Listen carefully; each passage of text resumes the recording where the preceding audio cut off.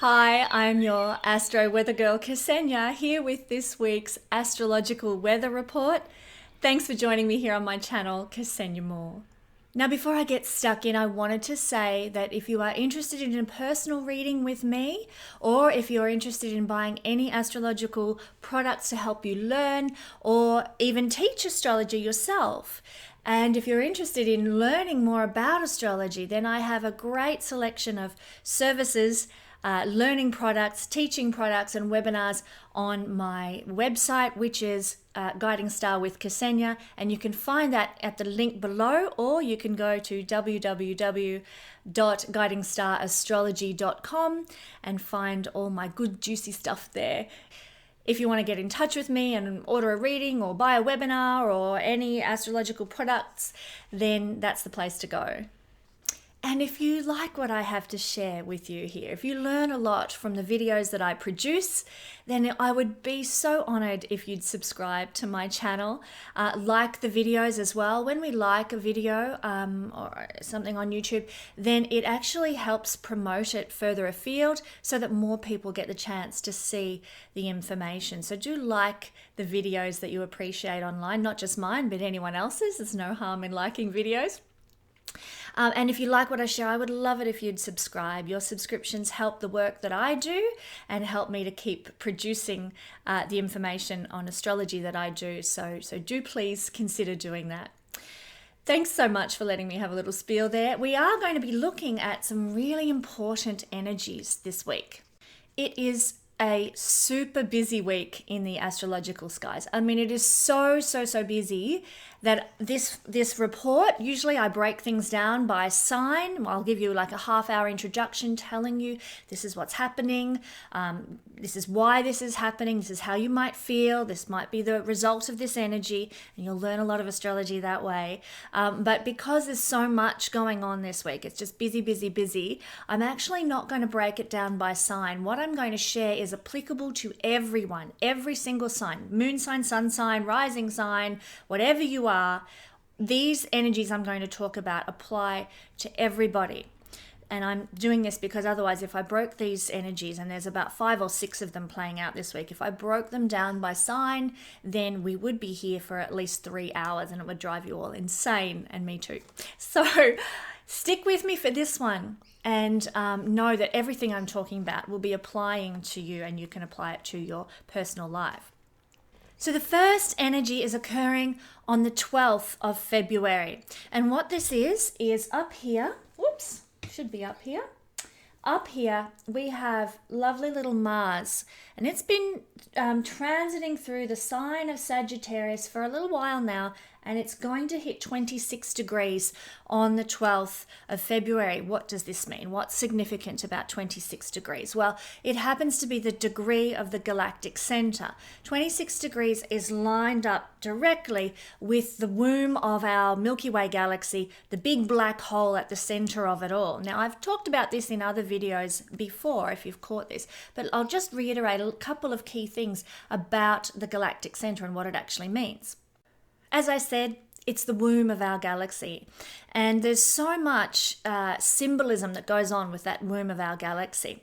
At the center of the Milky Way galaxy is a massive black hole, and what a super black hole like this one does is it sucks in and pulls in everything around it, and scientifically, I'm not going to go into all the great finite detail about what goes on, but basically particles are, the gravitational pull of a black hole is so strong that it squashes and condenses particles and light and energy into essentially dense nothingness, so dense that it like a black hole is imploding upon itself. So really, a black hole speaks of intense destruction, but at the same time, a black hole is spewing out new particles, new stardust, new lights, new planets, new whatever. Things are emerging and being spewed out from a black hole at the same time. So it is creating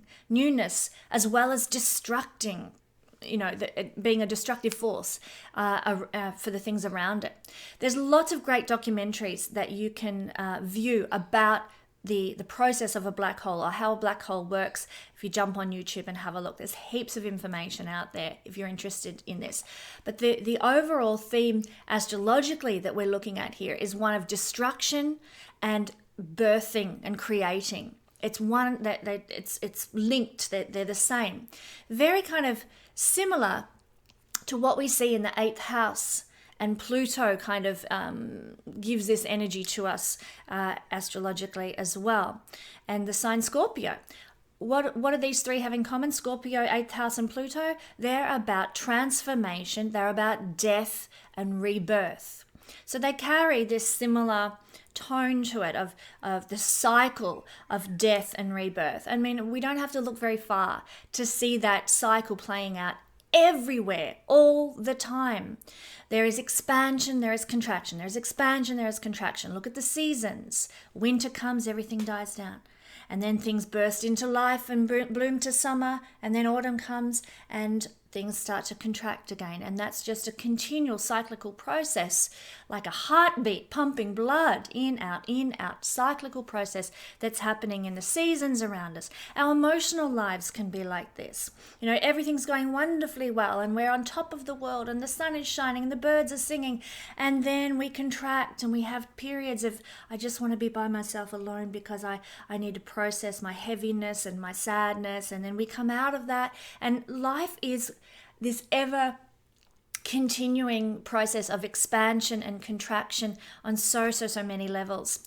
Now, here is Mars getting in touch with this very powerful point in the alignment of the horoscope, or the zodiac, with this expansion, contraction, destruction, creation type energy at the center of our very important little galaxy of which we are a part. So it's thought in esoteric practices and esoteric understanding that this black hole is providing us or sending out the energy and emitting the energy, not only particles of dust and what have you, but sending out the energy of divine consciousness. That this center of the galaxy, this womb of the Milky Way, is awakening divine consciousness through the energetic impulses that it releases. Now, this is just what the planet needs right now, is it not? We need an awakening of divine consciousness. So every time we have a planet chuffing across 26 degrees of Sagittarius, the divine consciousness gets it's like light going through a prism. You know, white light goes through a prism, comes out in all rainbow colors. It's being fed to us through the prism of whatever planet happened, and the planet's energies happen to be crossing at 26 degrees. So we had Jupiter do this at the end of last year, and I don't know about you, but I noticed a big shift. You know, lots of blessing flowed into my life. I'm ruled by Jupiter. I'm Pisces rising. And lots of blessing flowed into my life around the time, give or take a few days, maybe a week or two, that Jupiter crossed this point.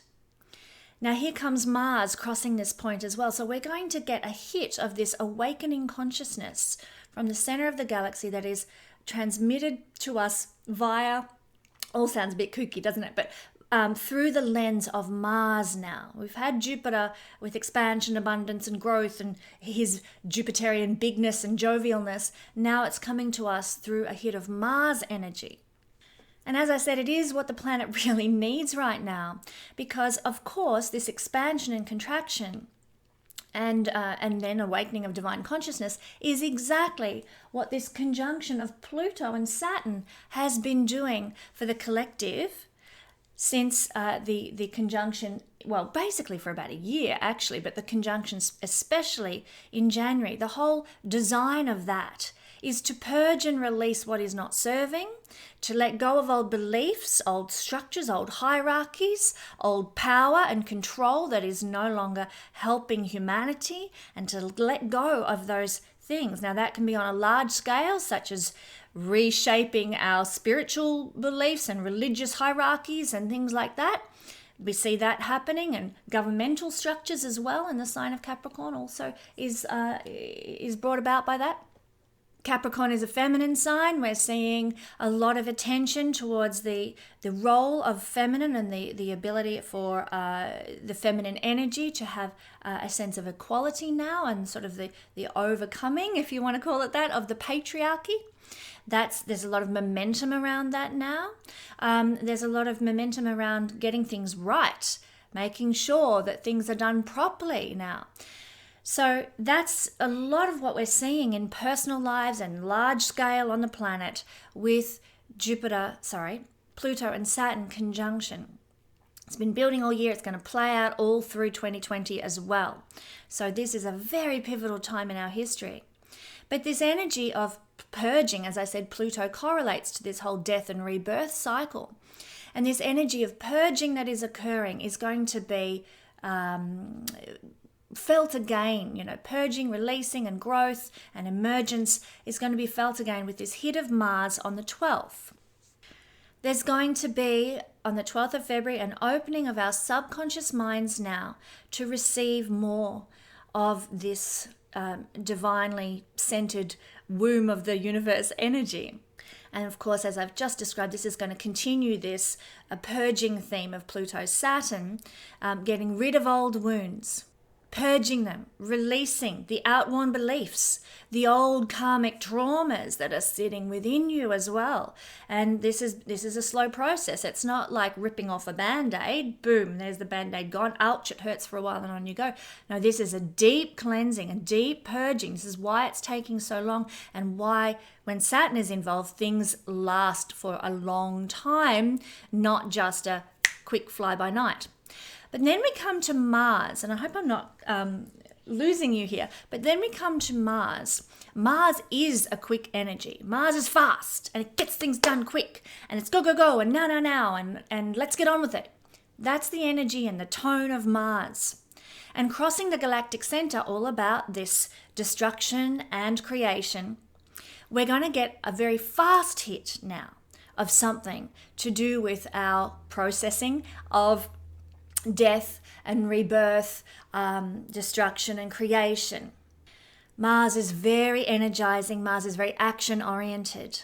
And when it conjuncts, that means sits at the same point, 26 degrees, as the Galactic Centre, we're going to get an activation. We're going to get an energetic impulse in our lives, in our psyche, in our consciousness, our conscious awareness. We're going to get a punch, not a negative way, but just a hit of this quick Mars energy combined with what the center of the universe represents in its awakening of consciousness.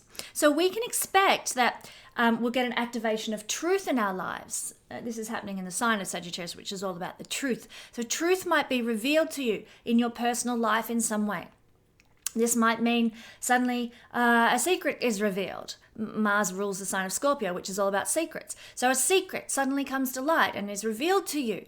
It might mean that some truth on the larger scale of humanity it comes to light. And maybe there might be some sort of I'm not a mundane astrologer, but just hypothetically, there could be a situation where maybe, another of Jeffrey Epstein's particularly deviant connections is brought to light, and that's revealed. So the truth comes out for the collective. Just one example that happened to pop into my mind.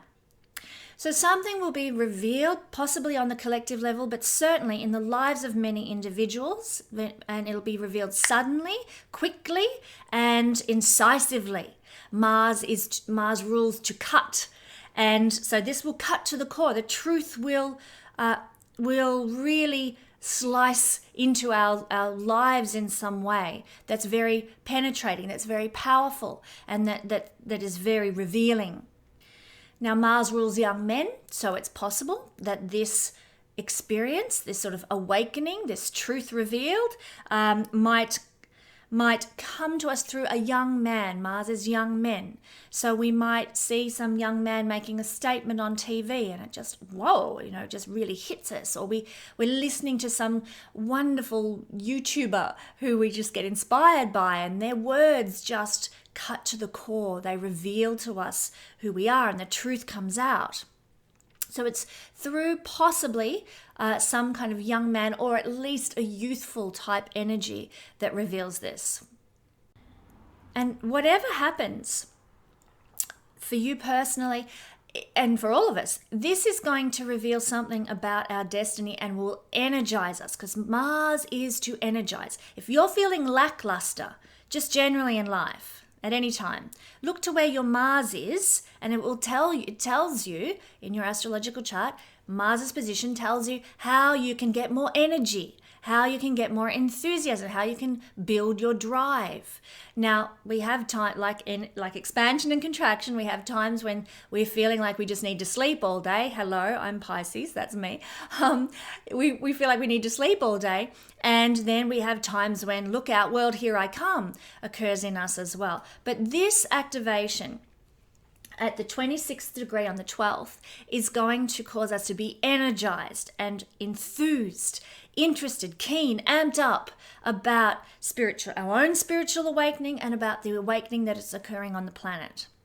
So what can we expect? We can expect greater understanding. We can expect more personal awareness. We can expect a step forward in our own personal awakening as well. Mars is desire, what we long for, what we hunger for is Mars. And so we might desire at this time, on this day, more soul growth, and we'll seek it, and we'll look for it, and we'll be activated to find it. And we might take steps forward towards our life mission, our true soul heart's desire now, with courage, with boldness, because Mars rules courage, Mars rules boldness, and this activation of our conscious awareness and our own enlightenment really can cause us to be more bold, more courageous, more active about pursuing that which we are called to in this lifetime. Now, it's also really important to recognize as well that 26 degrees is the degree of Taurus. And so there is a very Taurian, Taurus-like energy to this galactic center. What is Taurus? Taurus is stability, groundedness, to be stable. It's solidifying. Taurus is very much connected with the idea of taking the material realm, and when here it is connected with such a spiritual point, the galactic center, we can expect that our spiritual realm and our material realm can merge, and there will be activation of both of these things, the material, third dimensional, earthly reality, the things we can touch, taste, see, hear, and smell, make a combination now with our spiritual life, and we'll be activated by this. This is not the only energy playing out this week that's giving that tone to things as well, I might add. So what this might look like, you often see a lot of really spiritual teachings that are all about renouncing money. And indeed, I'm not a big advocate for materialism at all. It's not my bag, baby. But you'll see a lot of spiritual teachings telling you, or implying that you cannot blend wealth and money with being truly spiritual, that you must be poor to enter the kingdom of God or to the kingdom of heaven or whatever. Now, this is a time, this activation, when we get a hit to the galactic center at the degree of Taurus, where the spiritual and the material do combine, do gel, do support one another. So you can be spiritual and have nice things in your life and pursue worldly success. It's a time when the successes that you pursue, as Mars is very energized towards achieving and accomplishing, fighting for a worthy cause. It's the hero quality. So it's a time when you'll be very heroic and courageous and pursuing and activated towards some type of material success, and there will be a spiritual element towards that is a beautiful melding of the two.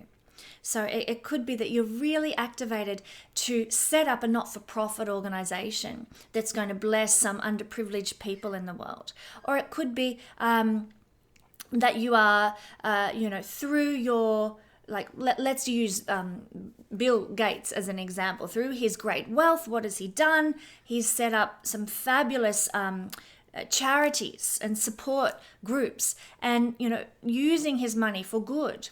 So to me, this speaks of being energized and activated to use our material reality, our material wealth for blessing and to support others. And you might choose to use it to grow your own spiritual work or your own spiritual life in some way. I mean, at a very simple level, it could look, I mean, we're not all Bill Gates, are we? More's the pity. But we could, use this energy of activation to decide to run a yoga workshop. And you've been toying with this idea for years. I love yoga. I've done all these courses in yoga. I need to step out now. I need to be courageous now and really bring my spiritual perspective on yoga into an actual workshop. So something tangible, something real, something that people can do. It will generate material support for your life. Taurus rules money and material things. And it will support material support for your life. Plus, it's using the energy to bring spirit and spiritual awareness to people through maybe running a yoga workshop or maybe running an astrology workshop or something, or doing something that melds the ability to have material resources with our spiritual life, our spiritual practice. It could mean that you simply attend a yoga workshop or that you go to some sort of spiritual retreat. That could also be the case. And there you receive this enlightenment and this awakening of consciousness. But the combination of material reality and experience with spiritual reality and experience melds now and becomes one. And we are energized about this because of the Galactic Centre getting an activation from a planet. Now, if you've got a natal planet at 26 degrees of Sagittarius, then this is really active quite a lot in your life ordinarily anyhow. You might feel this on a regular basis, especially if there's, say, like the moon once a month going around here, crosses that point or trines that point. You'll be getting regular hits of this nature in your life if you have a planet there. And of course, it all depends on what planet is there, what it rules in your chart, what it governs for you in a personal way in your own horoscope as to how that might actually be benefiting you or supporting you or guiding you in life. So I'm not going to go into all the possible combinations. Again, we'd be here for hours. But just know that for the collective on the 12th, big potential activation of everything I've just described, and essentially it comes down or boils down to potential for great soul growth on this day. Now, I am just so excited to share with you about Valentine's Day this year because we have another key energy playing out on Valentine's Day. Now, we've just talked about materialism. I am not into it. I don't go buying teddy bears and chocolates and all that sort of thing. One of the practices I used to undertake on Valentine's Day would be to invite somebody, a couple that I know, around for dinner.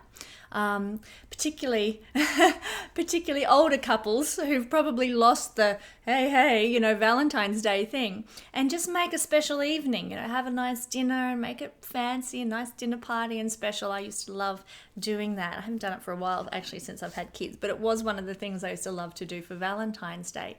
My ex-husband was not into celebrating it, and I thought, well, hey, let's make a special day of it nonetheless. But I'm not a big one for going out and spending a fortune on cards and frilly knickers and whatever else you want to throw your money away on Valentine's Day. It's not astrologically significant, Valentine's Day, and there's no, alignment with the heavens that, indicates this is a day for lovers every year.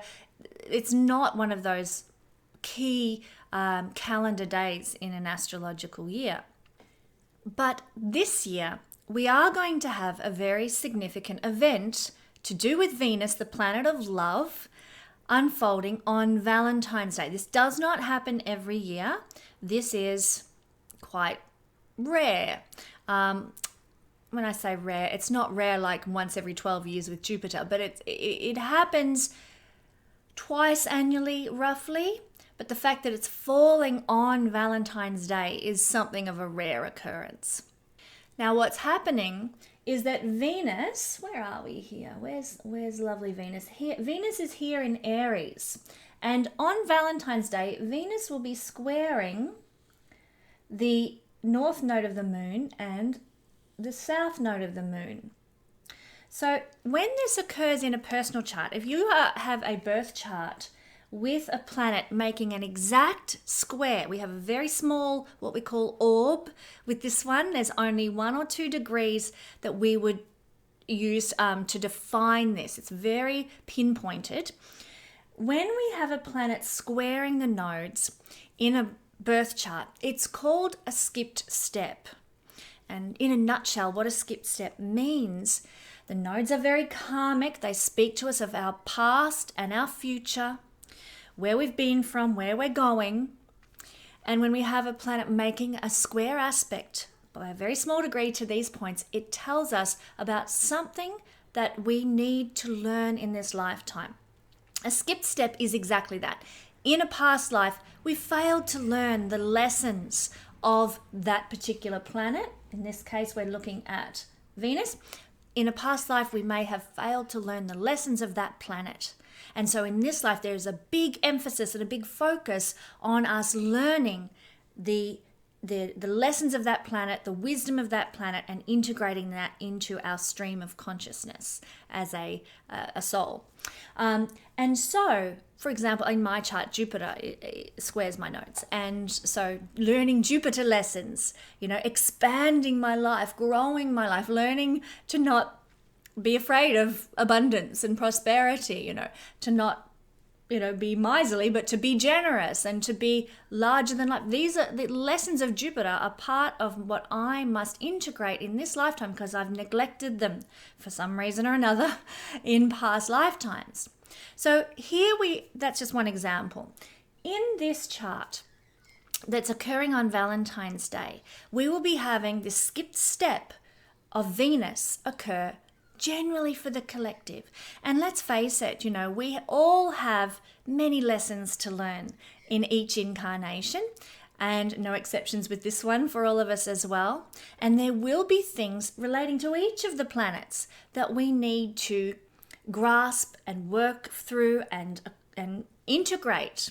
In fact, evolutionary astrology teaches that every single planet we are on an evolutionary journey with, in relation to the nature of the planet. So say Venus, planet of love, we're on some sort of evolutionary journey in this lifetime based on the placement in our natal chart of that Venus. We're on an evolutionary journey to understand love, beauty, pleasure, money at a smaller scale than Jupiter. Jupiter is big money, wealth. And so we're here in this lifetime to experience all the planets and the evolutionary journey that our soul is on with each of them. So here on this day, on Valentine's Day, we are all going to get a little mini lesson on integrating the values of Venus. How perfect for Valentine's Day that we are mostly all of us going to, well, when I say all of us, if we choose to, we can experience the things of Venus, whether we're single or whether we're married or whether we're, we've been married for 50 years, whether we just started a new relationship, or, whether we're even like my children who are not into, as far as I'm aware, not into looking at relationships at all at this point in their life. It doesn't matter who we are, we will be experiencing in some way or another something to do with the energy of Venus that we need to integrate and incorporate into our lives, and a lesson that we will grow with and step up that evolutionary ladder with. So what are some of the things that Venus rules? Well, I'm going to run through a list here, and they're fascinating, actually. Venus rules so many things that you may not even be aware of. And so for you personally, on Valentine's Day, there might be a triggering through any one of these things, and there's many more. I've just got a list of a few. There's just so many things that the planet Venus is in charge of, and that you might not even be aware is actually a Venusian activation in your life, teaching you small little karmic lesson to integrate in your understanding, in your view, in your progress with Venusian ideals at this time. Admiration is ruled by Venus. Beauty. So if you encounter beauty on Valentine's Day in any way, then there might be a very significant karmic little light bulb moment for you regarding beauty or admiration. Venus rules clothing, Venus rules jewelry, Venus rules makeup and looking attractive, as well as beauty we see. The beauty we display is ruled by Venus, and so henceforth clothing and so forth are associated with that. Venus rules apprenticeships. If you're looking for an apprenticeship at the moment in a trade or whatever, then this is a day when karma might line up for you to learn that lesson of becoming an apprentice or apprenticing to someone, or finding someone who you can be a student of. Essentially that's what an apprentice is. So apprenticeships are ruled by Venus. Architecture is ruled by Venus. If you have a epiphany moment looking at the Taj Mahal, or looking at your local, like in my town, we have the oldest cathedral. Sorry, not the oldest. The newest cathedral in the world is in the town that I live. It was finished in the 1970s. It was begun like 150 years earlier, but it was finished in the 70s, and so it's spectacular. And look at this cathedral, and you might get suddenly like some really powerful movement in your soul and your heart and your worldview through observing this glorious architecture. That can happen. Fruit trees are ruled by Venus. So you might be enjoying fruit, eating a bunch of grapes, and suddenly there is this little bit of enlightenment, a little spark within you that's quite precious over, these bunch of grapes. Gosh, they're good. And, something happens through some sort of fruit tree or fruit vine that's ruled by Venus and the fruit that comes off them. Lollies and chocolates. Venus is sweet, hence fruit, but also lollies, chocolates, ice cream, like stuff that is sweet is Venus. And what do we do on Valentine's Day? We're giving chocolates to our loved ones, or if you were like me, hosting a beautiful dinner party with a lovely dessert for friends who I knew and people, and your kids even. There's going to be some, not necessarily an epiphany, but some sense of learning Venusian, the value of Venusian pleasure through maybe eating something sweet. Comfort is very much in the order of Venus. Comfort and pleasure are in the order of Venus. And so you might be learning about valuing comfort over practicality perhaps on this day in some way. Your complexion, your skin, like not so much your skin, but how the skin appears is ruled by Venus. And your face has a correlation to Venus. So something about your skin, something about your face can give you a little life lesson in the nature of Venus and understanding and integrating the wisdom of Venus. Venus rules money, banks, it rules loans and, like I said before, jewelry, anything to do with, I'm just checking my list here. Loans and banks and money and gifts as well. So what do we do on Valentine's Day? We give, people that we care about gifts if we want to go down that material road, but maybe there's lessons to be learned about material values, material goods, materialism. You might be having a lesson in that for your soul on this day. Venus rules hairdressers. You might get a haircut, and learn something through that. Or Venus rules lavish surroundings. So going out for a fine dinner, or, maybe, you just buy some sort of beautiful new lamp for your home or something and make your home a bit more sumptuous or something like that. But there's just so many real tangible ways, because Venus is very connected to the tangible world. It rules the sign of Taurus, which I described when I was talking about Mars conjunct the Galactic Centre. So it's got a very vivid, strong connection to material things. And so it's through those things, the experience of the material world, the sensual world, the tactile things, the things we taste and see and touch and hear, very much that we can learn to integrate this general lesson of Venus for us and the value of Venus. It will happen for us in some way on Valentine's Day because of this. Now, Venus rules flowers. Venus rules the environment. Something might happen in the environment that's very significant for us as a collective. Venus rules culture. Venus rules bands. Venus rules music. Venus rules our leisure time, how we spend our leisure time. Venus rules motels, and if you're having an affair, hey, Venus rules affairs too. So love affairs, that sort of enamorment, and you might end up at a motel. Both are ruled by Venus. Music, I've said music. Venus rules mattresses. Hello, Valentine's Day. Cha-ching. Venus rules rings, Venus rules marriage. Venus rules getting engaged. There's another thing. Venus rules, just lost my train of thought. Venus rules females.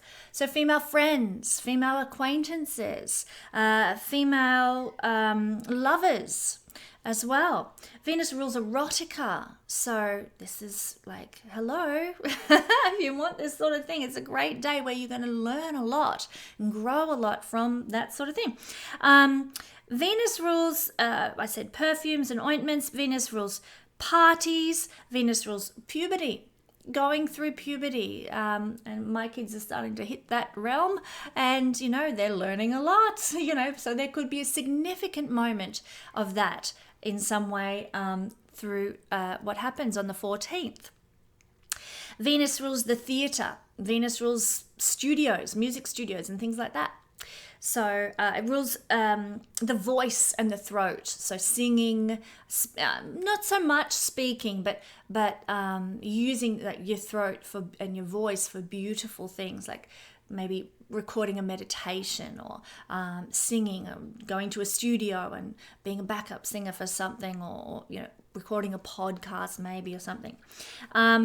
Now, Venus rules vanity as well, and interestingly enough, sometimes we see in a chart when Venus is conjunct Jupiter, two what we call benefic planets, sometimes that energy at its shadow side can manifest as vanity in a person, and a bit narcissistic sometimes, even where the focus is all on the self, because Jupiter, this is just a sideline, Jupiter expands the qualities of Venus, which can be all this good stuff like musical capability and attractiveness and beauty and good looks and so on, but also vanity as well. So that's just interesting. But so vanity, and through issues of vanity on this day, you might learn, sort of the shadow side of Venusian energy that you need to learn a lesson from in some way. Venus, talking of the shadow side, Venus rules venereal diseases.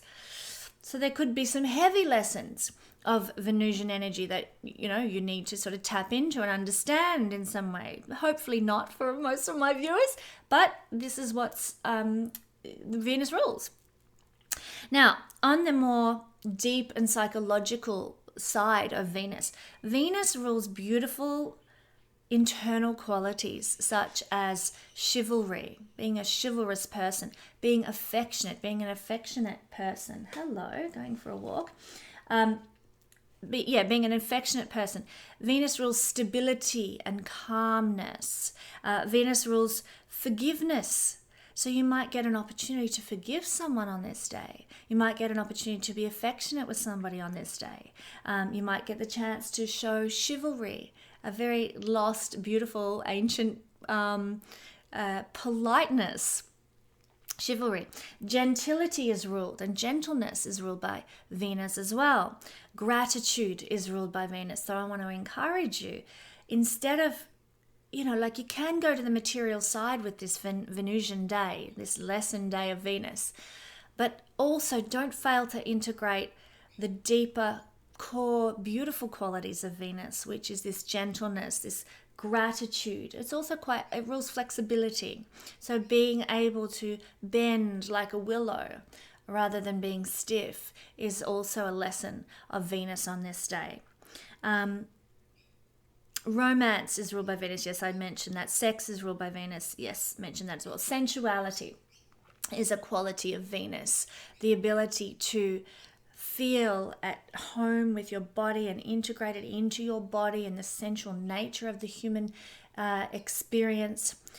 This is all part of Venus. So there's a lot of opportunity to learn and grow on this special day with regard to the qualities of Venus. Now, obviously, these themes are usually strong around Valentine's Day anyway, but there's no astrological reason for it. It's just a day picked by marketers and, people who want to sell goods to really, make a buck. But on this day, Venus is actually going to have an impact because of its square to the nodes. So do be prepared to learn Venusian lessons and embrace and integrate whatever teachings the universe is trying to karmically bring you on this quite a special, profound day. Above all, we're going to get the chance to rethink, to evaluate and change our perspective on love, which is the main big theme of Venus, to change our perspective on beauty, on sensuality, on the material realm. So we can alter our perspective and hopefully help it rise up to a higher level. So stay open. That would be my advice. Open to what the universe is trying to teach you. Look for signs, look for signals, look for synchronicities surrounding this. Take time out for relaxation. Take time out for pondering. It's really important for you to be attuned to your own sensuality if you can, and looking for the message for your higher self on this day so that you can receive the most benefit out of this experience. I am most blessed, and I'm going to be doing a ritual with a person I love very dearly on this day. We had just organized this anyway without realizing the energetic planetary significance of this day. And so it's really a beautiful day, I feel, for doing this ceremony of love that this dear friend of mine and I are going to be conducting with one another. So you might like to look at doing something similar if that's the way you roll. So that is the second energy. Now we're on to energy number 3, and this is happening on the 17th of February. There are some big impacts unfolding on the 17th of February, actually, more than just one energy. And this is the first one. So Mars, he's crossed over the 26th degree, and on the 17th, boom, Mars is moving into the sign of Capricorn. So just to point out what's going on in Capricorn: Saturn, Pluto, Jupiter, Mars. All of these planets are the biggies, they're the impactful ones.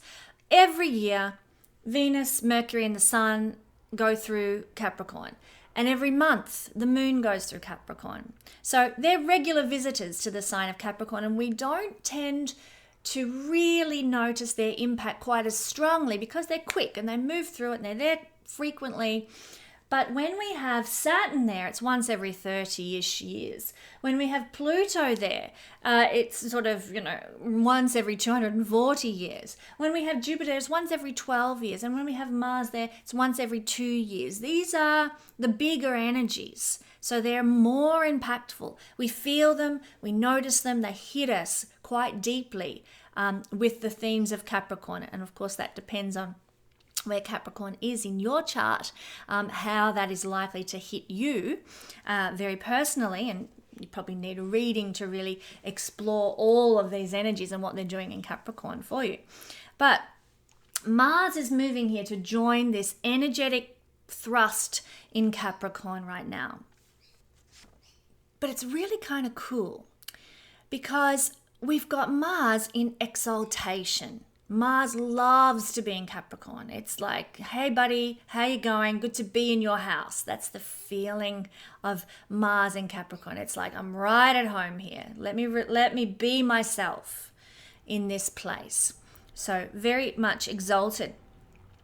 Mars in Capricorn is an energy that becomes more self-controlled and becomes more level-headed now. So Mars has been in Sagittarius, and that's a fire planet, Mars in a fire sign. So Mars is very strong in Sagittarius, but it's been an energy, it's beautiful energy, but very vibrant, very on fire. Fire planet and then fire sign, vibrant, alive, sparkling, energized. Now the energy of Mars is going to become much cooler, sort of not so heated, not so sort of thrustful, if you like, or even angry. Your anger cools when it's in Mars, which is good. In Capricorn, which is good. It also becomes when Mars goes into Capricorn, we get a much more direct energy geared towards our success. Capricorn wants to succeed. It wants social status. It wants respectability and authority. Mars now energizes that whole process, and we get a much more structured, well thought out, planned and aligned and directed energy towards our success. So it's an interesting energy and a really beneficial one. I think the world could certainly use Mars in Capricorn right now. We will be more energetic and putting more energy and enthusiasm and drive now into our social status, into our career realm, into achieving in the world. I know certainly for me, my forward plans for this from around this time, I intend, everything being touch wood, everything being as it should be, to do a hell of a lot of work under this influence. Not because of this, I'm not choosing to do because of this influence, it's just how my calendar has worked out. So a lot of work, a lot of focus on career at this time. And we can also be a lot more realistic in our goal setting now with Mars. We're activated, we're energized, and we're thinking clearly, and we're really on the money now with regard to our goal setting. Now, if you happen to be a Capricorn or a Cancer rising person, this is a significant time for you while Mars is here. I'll show you what I mean. If you happen to be, Capricorn rising, this is putting, as you can see, if that's your rising sign, Capricorn is rising, you've got 4 planets and the nodes in your first house, so it's activating the energy of you, your place in the world, how you show up in the world, how you survive, how you thrive. But in Vedic astrology, you are also activating this house, your 7th house of partnership, relationship, culture, business, is all getting and harmony, balance, diplomacy is getting a big hit of energy from all these powerful planets in this sign. Not only that, but if you happen to be Cancer rising, well, all this energy obviously falls in your 7th house. Boom. Relationships. They're getting activated. So for anyone who's Cancer rising or Capricorn rising, you're getting activation of the 7th house and the 1st house for both of you.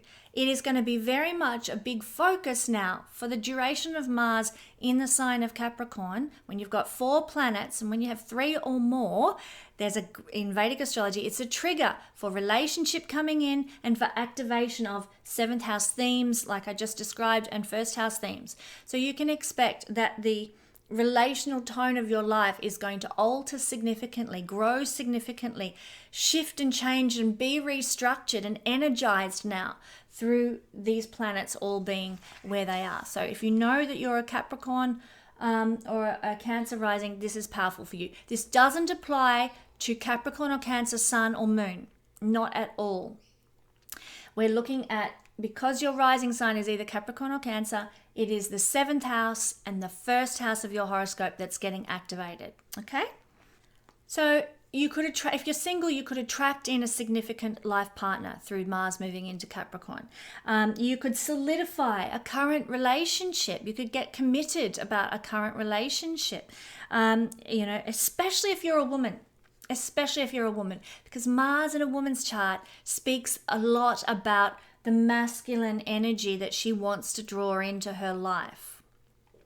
So if you're a woman and you're single, or you're a woman and you're in a relationship, Mars's move into Capricorn is going to direct more energy into masculine connected partnerships. This is if you're heterosexual. Not so long ago, we had Venus, a couple of months ago, Venus was here in Capricorn, and the energy would have been much more for men to meet the woman of their dreams, or meet the partner of their dreams, or start dating or get married or get engaged or whatever, if they were Capricorn or Cancer rising. Now it's women's turn. I'm talking heterosexual relationships here. Now it's women's turn to attract in a partner and draw in solidification of a relationship because of Mars being here. So what can we expect to see and feel with this? Well, we can expect to see an increase in materialism now. And I've talked a lot about materialism through this reading so far. There's a lot of activation in February for materialism, being focused on material things, drawn to combining, like I said earlier, spiritualism with materialism, or not materialism, but material goods and the material, tangible, earthly way of life. There's a great emphasis on that now with Venus as well, squaring the nodes, and now also with this energy that we're looking at, Mars in Capricorn. So expect that this is just going to carry forward. A lot of focus on, the material components of your life. How are you setting yourself up for the future? Are you creating a legacy for yourself, a future for yourself that's solid and strong in the material realm? It's great for productivity to have this energy in Capricorn right now. Shadow side of this can be working too much of a workaholic, becoming too obsessive and too, throwing all your energy and enthusiasm and drive into work and achievement and success at the neglect of other things that are important, like love, like children, like having a bit of fun and relaxing. So be careful of workaholism. But you'll be, producing a lot. Great for productivity, great for getting things done, great for achieving. You'll go to bed at night and think, man, I did a lot today. Instead of, like I often do, thinking, man, I didn't get anything done today. So it's really good if you want to get things done. And you'll also expect to see a desire within you for long-term relational security as well. Capricorn is very steady. It's likes things solid and grounded, and Mars is the energy of desire. And so you will desire this, like a sexual union or a marital or a relational union of some sort that's for the long term. So you might be someone who has, you're quite independent, you're quite free, you've never really wanted to commit to anyone in the long term, and then along comes this energy with all those planets there, and suddenly you're like, you know what? I don't want to give up my traveling the world kind of lifestyle, but I want connection. I desire some sort of long-term relational security. And then you'll start looking for someone you can travel the world with together instead of by yourself. So there is this desire to connect long-term. Capricorn is very much about the long-term, the long haul, because Mars, exalted in Capricorn, wants to feel desire for the long term with someone. So you can expect that might pop up in your life in some way. Now, men at this time, it's likely that you'll become a bit more serious in some area of life. And also, this actually depends on which house this falls in. So if Capricorn happens to be your 7th house and you're a man, then you might become a lot more serious right now about relationship or about a business partnership that you're undertaking or some sort of trade that you're dealing with. Maybe you might become a bit more serious about your cultural interaction right now or keeping things harmonious in your life. These are 7th house themes. If you're a man, you have Mars, obviously in moving into Capricorn, your 7th house, if you're Cancer rising man, then you get serious about these things right now. If you are a man, then you will look for more respect from other people in your life. You will desire more respectability, more social status, more to be, honored for your achievements and seen to be achieving. So you'll look for that. You'll look for more respect from other people in your life.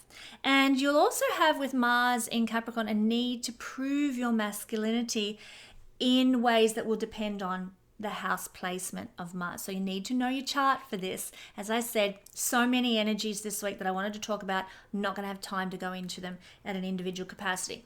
But if you are a man and you have Mars in Capricorn, and let's say it's your 7th house, then you might need to prove your masculinity in a relationship.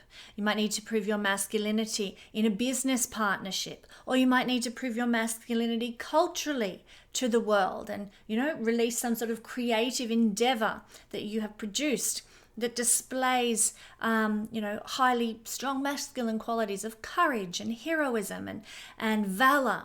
Very Mars heroic energy, and you will want to, if you have this in the 7th house, display this.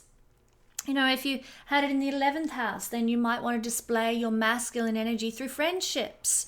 Like, come on, boys, let's all go out and let's go hiking this weekend, and let's go and be Bear Grylls in the woods, and join with friends to do masculine things and display masculine energy. If you had Mars in the 5th house and you're a man, and it's in Capricorn in the 5th house, then you might want to display your masculinity to a lover, or you might want to connect in a masculine way with your children, and come on, let's go-karting together, or I'm trying to think of other masculine endeavors. You might think, I'm going to teach if you had it in the 3rd house, if this was playing out in your 3rd house, you might want to teach your children how to do woodwork, or how to, kick the football, or, other what we deem as masculine energies. Now, I probably should point out here, I am very much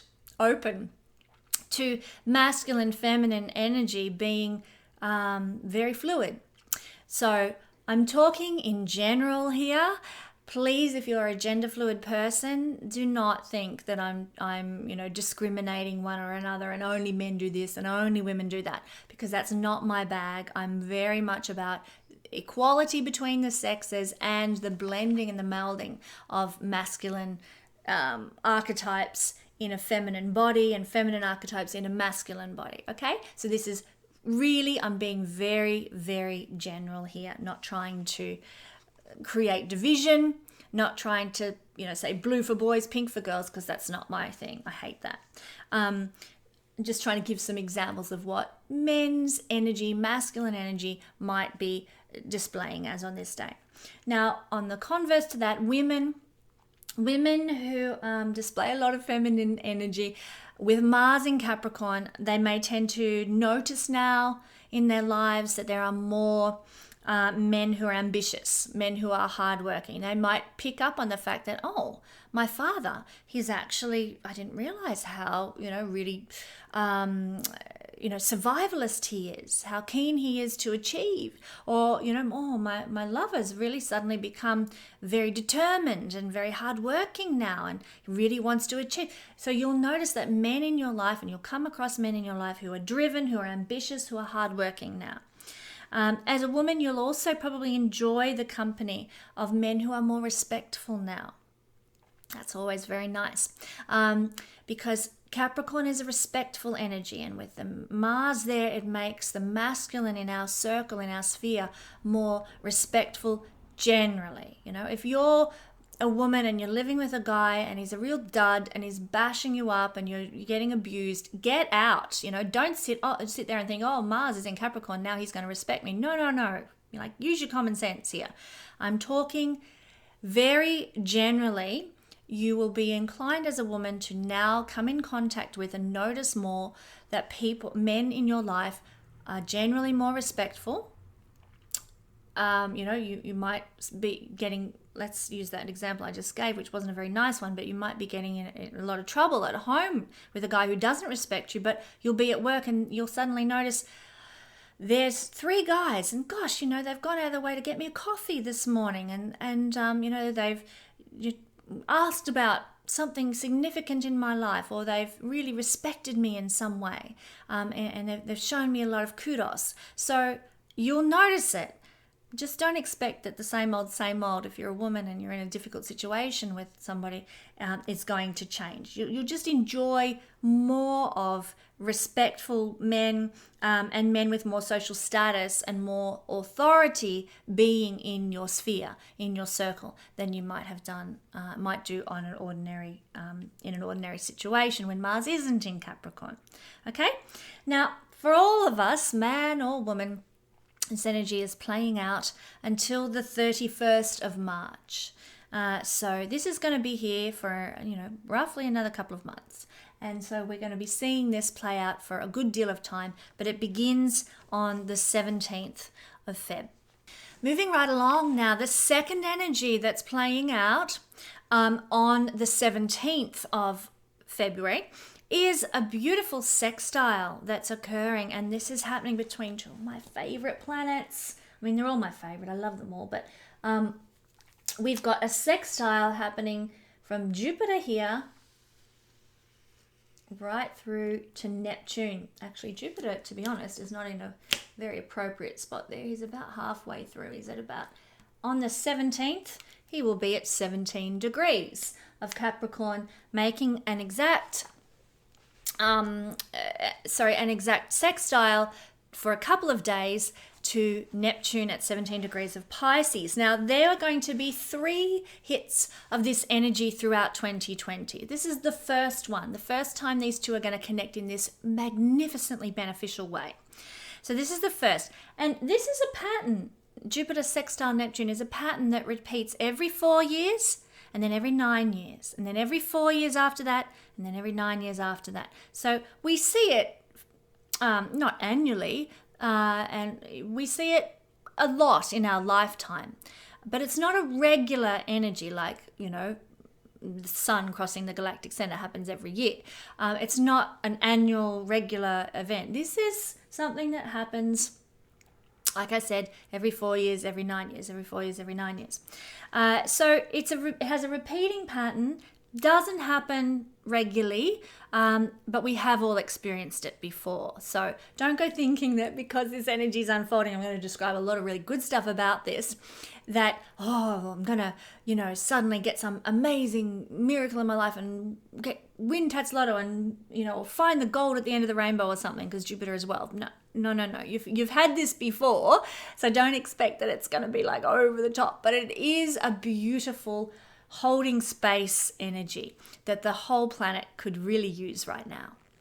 In fact, this dynamic that will be playing out all year is a real salvation for us all. I mean, we've really got some heavy things happening, a lot of us, with this conjunction, which we've all been talking about for the last year and will continue to be present for the year ahead. And, we'll see this playing out. And I know in January, everyone was like, it looks like World War III's on the cards. And then there's this coronavirus and the bushfires, and it's, oh my God. But this energy is coming along to hold space for humanity right now in the midst of this heaviness of Pluto-Saturn conjunction. So the universe always provides a way out. This energy of Neptune, divine love, miracles, higher angelic realms, and Jupiter, expansion, growth, prosperity, joy, and Dharma is our Jupiter. These energies combining is going to bring greater optimism to the planet and greater kindness now. Wonderful, just what we need. It makes us more idealistic as a human collective, but also individually in your own lives. You will be able to tap into this energy of having an abundant mindset. Now, of course, each individual person is going through their own transits, their own, like I'm having a Pluto square my moon right now, so it's been really interesting. And this is not going to negate my personal transits that I'm experiencing at a personal level, but it will lighten things. And if you're having some really good, supportive, loving, abundant transits, then it's going to even amp that up further. But you'd need to know what's going on, obviously, in your own chart. Idealism, empathy, charity, more intuition now. These are the heightened qualities that these two beautiful planets will bring. Good fortune, these are words that describe this combo. So it's a time that we can actually step back a little bit, put our feet up for a bit. Everything in life will tend to keep growing, and it might feel like, not that it's falling in our lap, this blessing of growth and continuity in that way, but that we've done the work and now the rewards are bubbling, and stewing away. It's like they're happening. We've done we've taken action, and now we're seeing the prosperity rewards, Jupiter, the abundance mindset, the abundance, an optimistic approach to life now. So we can kind of take a breather, kind of take a break with Jupiter sextile Neptune. So it's a time when we can see little mini miracles performed in our life.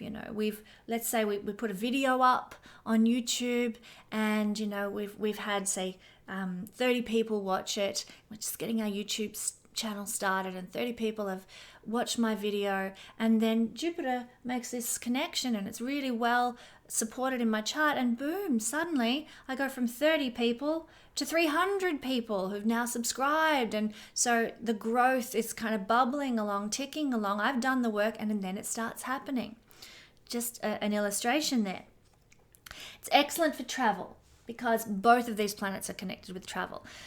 Neptune is overseas, Jupiter is to travel and explore other cultures. So this can happen at this time. It's a great energy towards supporting you traveling or exploring other cultures. So I was down in Melbourne on the weekend, and I was able to, went down this wonderful street with a bazillion different cultural restaurants, Ethiopian restaurant, Thai restaurant, Italian, vegetarian, we had everything.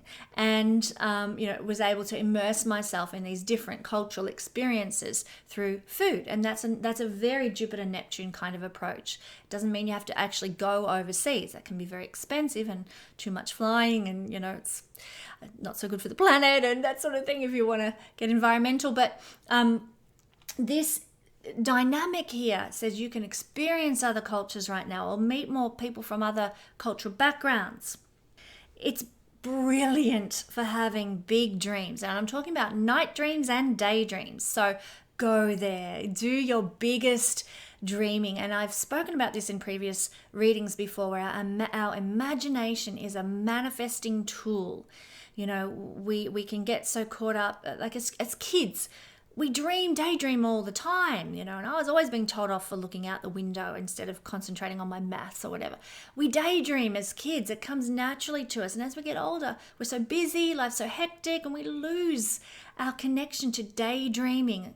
And we stop paying attention to our night dreams. And indeed, our physiology, our biology, as we get older, can sort of clag up our ability to dream at night and to have daydreams that result in manifestation in our lives. That's a whole other topic. I won't go into that now. There are ways to unclag yourself so that your dream life is more powerful and more blessed, bringing more abundance into your life. Don't really have time to go into that in this video, but do keep posted on other videos. I will probably talk about it at some point in the future. But this energy is going to support you being able to tap back into those big dreams, those aspirations, the daydreams, and having night dreams that are directive, that are karmic, that are cathartic, almost past life type dreams that just release and dissolve. So Neptune is to dissolve. Neptune is connected to past life karma, and Jupiter is like the big events, the big karmic purging that needs to happen through our dreaming, night dreaming, and the big aspirations and miraculous desires and longing for that beautiful unconditional love represented by Neptune as well. The chance to expand that in our lives and grow that in our lives through our visualization, through our imaginative processes, is also amped up right now too. It's a time for creative brilliance. Both of these planets are magnificently creative. Divine inspiration comes from Neptune. Intuition and creative expansion comes from Jupiter. Both very creative. So you might be really switched on creatively right now. And if you work in a creative occupation, oh my God, it's so fantastic. So look forward to this one and just throw yourself into your work. This is a real time actually to channel that Mars in Capricorn workaholism and creative abundance that's coming through with this lovely energy. It's a combo for experiencing, again, spirituality and materialism together. Jupiter is wealth. Jupiter is prosperity and the tangible material plane. And Neptune is divinity, divine inspiration, the other heavenly realms, the unconditional love, the angelic realms is Neptune. And here they're combined together. So again, this big theme this February is about spirituality and money, wealth, prosperity, material reality, making a connection, combining. And I've already talked about that, so I won't go into that too much more. But we will find that this will be very enlightening for us on our spiritual journey and our journey in the material dimension we are in on planet Earth. Now, finally, the one that everybody always talks about, gets worried about, freaks out about, Mercury retrograde. This is the third energy that is happening for us on the 17th. And this is going to be in effect until March the 10th. Mercury be retrograde over here in the sign of Pisces. And so what does this mean? Well, when we have a retrograde planet, any retrograde planet, it means the energies of that planet aren't going to be displayed externally, for all to see. Now the energies of that planet tend to be more internalized within us. And what is Mercury? Mercury is our thinking processes. It's how we learn. It's how we communicate. We're going to be communicating a lot internally with ourselves, dialoguing with ourselves right now, thinking a lot, pondering a lot, considering a lot now. Instead of, I have a Libran moon, we like to talk and share about our feelings, and Mercury is to talk. And so, ordinarily when Mercury is direct, we might go out and have coffee with a friend and chat and feelings, and this, that, and the other over a cup of coffee.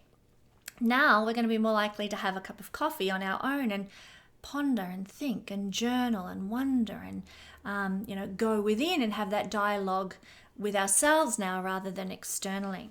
So it's more deep internalized thinking with Mercury going retrograde, more deep internalized learning processes through this pondering. More processing time is actually going to be required for us to reach a decision, to reach a conclusion. So this is why it's recommended during Mercury retrograde, don't go signing any contracts, because what you need is time to consider and ponder. Your thinking processes are actually not as fast now. You'll ordinarily, when Mercury is direct, you'll look at a contract or a document and it'll be like, oh, yep, tick, tick, tick. Yeah, that's fine. Okay, cool. Yep, good. No worries. Okay, sign. There you are. Now, because your processes slow down and you ponder and they're more internalized, you might miss something that you need to notice. You might need more time to think about a certain point. So it is really, for that reason alone, it's better to sign contracts outside of Mercury retrograde period if you can manage it, because you don't want to miss something through your slower mental processing, and you don't want to, you're going to need more time to process contractual arrangements and agreements and so forth. Like I said, your thought processes slow down, your reaction times slow down. There's a lot more car accidents around Mercury retrograde, and analysis of feelings slows down as well with this. So all these things become intensified because of the slowing down process of retrograde Mercury. But there are good things about Mercury retrograde, and that's what I want to focus on. Okay, so the key things to avoid, try and avoid signing contracts, try and avoid buying new electrical equipment and technology and that sort of thing until after Mercury is finished being retrograde. Watch out for malfunctioning computers and cameras and phones and all sorts of technical gadgets. They can have a bit of trouble now, so make sure they're all fine. Don't take them in to be repaired right now. Wait till after Mercury's retrograde. So these are the general things that people say, oh, don't do this at Mercury retrograde and watch out for that. Okay, so I'll just repeat what everybody knows. There's just the things to be careful of. But at Mercury retrograde is actually a magnificent time for rejigging ourself. Anything that has the word re in front of it is really what Mercury is all about when he's retrograde. So, a time for rethinking, a time for revisiting old ways, old habits, old processes. I'm going to list a few of these in a minute. But really, it's a time for second thoughts. It's a time for second chances to make something right, to fix something up, to resolve something. So let's have a look. Reconnecting. It's a time for reconnecting with friends, time for reconnecting with relatives. Now, I happen to have a very sad funeral coming up around this time. And it is obviously under less than stellar circumstances, a chance to reconnect with people I haven't seen in some cases for 10 years, reconnect with family that I haven't really had a lot to do with in recent times as well. So there is going to be, for me with Mercury retrograde, a very significant period of reconnection with people. And of course, Mercury is retrograding in the sign of Pisces. Anyone who's got a Pisces rising, this is a very important Mercury retrograde period for you because it's in your first house in whole sign astrology. So I know this Mercury retrograde period is going to be very significant for me. In particular, I can already see that here I am scratching my third eye, especially connected with family and friends and people from the past who I haven't seen and had a lot to do with. Again, on that theme, the other word, so reconnecting, resolving conflicts. Mercury retrograding is a great time to resolve conflicts, to revisit your interactions with others and turn over a new leaf, to put the past behind you, to set things straight and just to work towards the future. So resolving conflicts. If you've got conflicts in your life, especially if you're a Pisces rising person with Mercury retrograde there, just know this is a great time to unravel that. Reviewing your choices, reviewing your actions. What have you chosen since Mercury was last retrograde? What have your actions been like over the last year? And do they align with who you really want to be? Do they fit? Now's a time for pondering on that, pondering your choices. Was that the best thing I could have done? Maybe I need to make some changes. So it's reviewing all of our actions, all of our choices, seeing if they're the best fit for where we're at currently in life. Revamping anything and everything. Our wardrobe. So go through your wardrobe now. Chuck out those old worn out knickers. It's something I need to do. All my dirty secrets, all my dirty laundry here. But go through that wardrobe. Get rid of the shoes that don't fit anymore or that are worn to a bare thread. Review your makeup. Review your hair. Is my hair cut okay? Maybe it needs a trim, Now's a time for reviewing that. Review your home, revamping your home. Maybe you need to rearrange your furniture. Maybe you need to restructure the way, the flow of energy is through your home if you're into feng shui or something. But now home and the reviewing of home can actually be connected to wherever Virgo and Gemini fall in your chart. So I've got Gemini as my fourth house. So rearranging furniture is something I know I need to do, and I can see it with the timing. It's going to fall around then that I'll really change the furniture around. Or if you've got one of these signs as your seventh house, then you'll be revamping your relationship. If you've got one of these signs, Gemini or Virgo, which Mercury rules, if you've got one of these signs falling as your second house, you will be revamping your finances and your material goods. If you've got Mercury retrograde falling as your 11th house, you might be revamping your friendships, removing toxic people from your life and welcoming in people on your plane, on your level. So the revamping is likely to occur in the realms that are ruled in your personal chart, the houses that are ruled by Gemini and by Virgo. Now, it's also a time for research. So we've got reconnect, resolve, review, revamp, research your future. I'm seeing somebody at the moment in my life who is looking at his future and what he wants to accomplish, what he wants to achieve, and he is doing a lot of research right now before he makes a decision. So he's looking at different courses and different careers and so on. And it is a time for doing that, researching what you want out of your life and how you need to go about doing it. So, and finally, refreshing. So these are the words. You are refreshing your routines, refreshing your living spaces, as I'll do when I rearrange my furniture.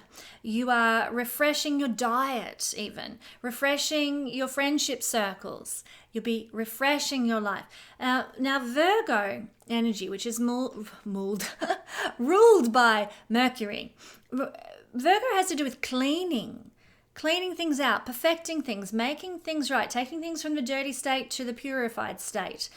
It's also about daily life, and it's also about ceremony. So it's in doing these things that we can refresh our lives by cleaning the house, spring cleaning the wardrobe, cleaning out the garage. It's about refreshing our daily routine as well. You know, maybe you want to start swimming in the mornings, or maybe you want to decide you're going to eat at the vegetarian place down the street instead of the pizza bar now. So, you know, you're refreshing and perfecting your life now. That's what Mercury rules Virgo.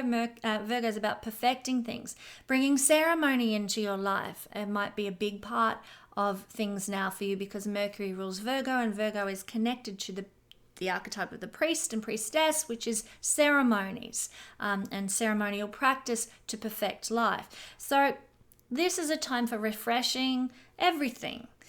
So it's a beautiful time. Mercury retrograde is very cathartic, very healing. Nothing to be afraid of and to, you know, run screaming in terror from at all.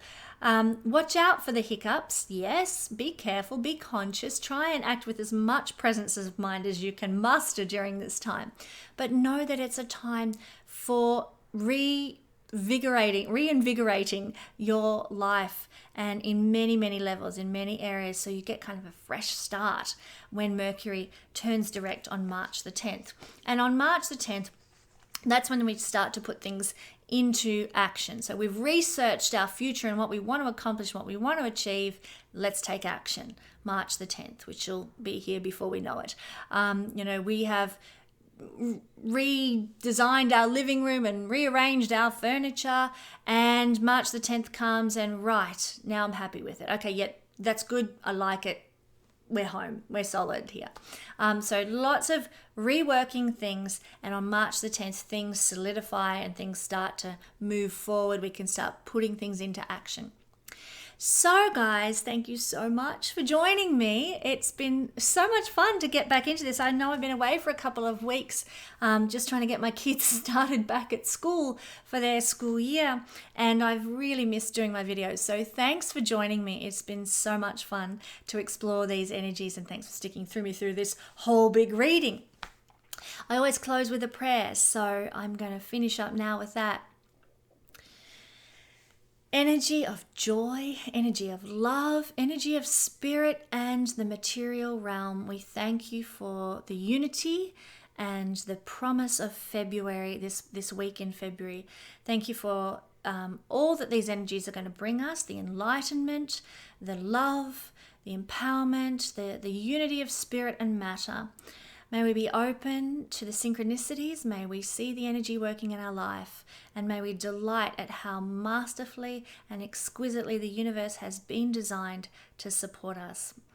We are in awe of how magnificent our whole universe is, and we thank you with gratitude. Thank you so much. Once again, I look forward to having another weather report for you next week.